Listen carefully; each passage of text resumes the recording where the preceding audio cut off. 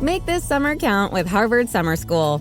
With Harvard's free college programs, high school students gain confidence and insight into what college is all about, challenge themselves, and discover new friends. There are over 200 courses to choose from, including college credit courses, so it's the ideal way for students to learn something new, but most importantly, have fun. Visit info.summer.harvard.edu/Spotify to learn more. Delicious podcast. The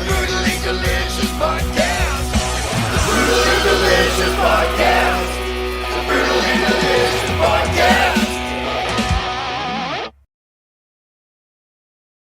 What's up,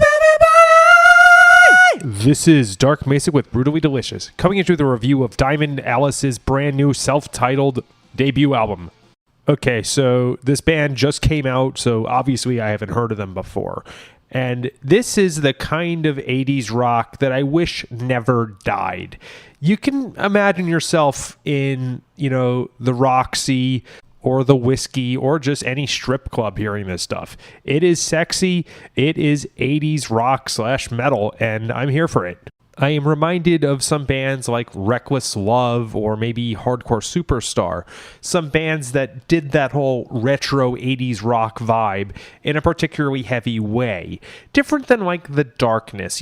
I Believe in a Thing Called Love definitely sounds like an 80s song, but this one sounds more like pumped up Kicks or Bon Jovi than it does like whatever The Darkness sounds like.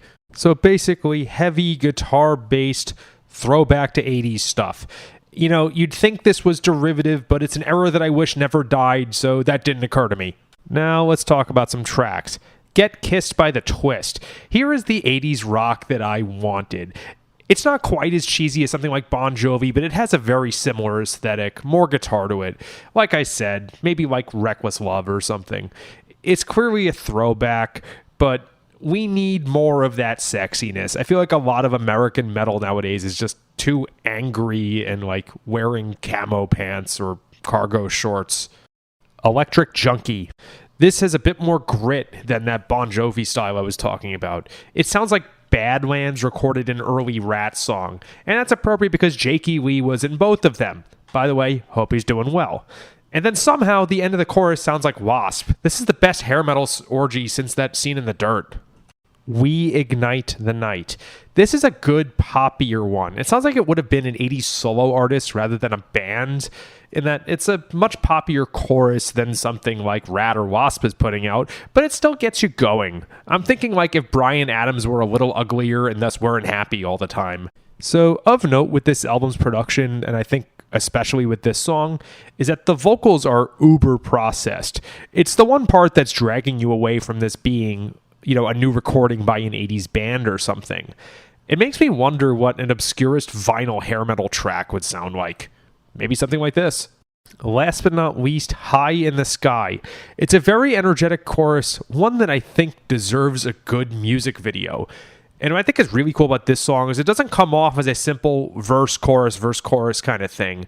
The song just flows very well, but it doesn't seem like it was predefined with a chart. The best comparison style-wise is probably Dokken, except imagine if they were doing like their own weird hair metal film score. I don't mean the song that's in that Nightmare on Elm Street film. I'm talking like they're not putting a chart together, they're just trying to play stuff that's appropriate for a walk down the Sunset Strip. Okay, so I wasn't even alive in the 80s, but this made me feel like I just relived it a bit. It's a really curious case with those vocals. That really stood out to me. There's some fun guitar playing and the production's great, but everything else sounded like if Rat recorded an album right now. Though, let's be abundantly clear. If Vince Neil had auto-tune in 1981, he would have used it and it would have made him sound better too. So yeah, maybe it's just the authentic 80s attitude with the benefit of modern production. I like that. Thanks, dudes. Rock on.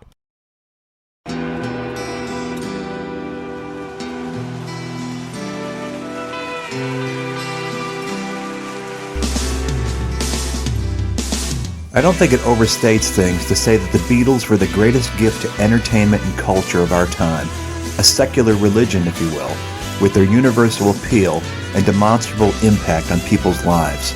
I'm Robert Rodriguez, host of Something About the Beatles.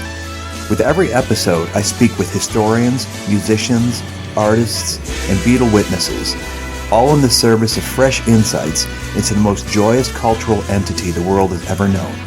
I hope you'll join me and listen to Something About the Beatles, now on Evergreen and wherever you get your podcasts.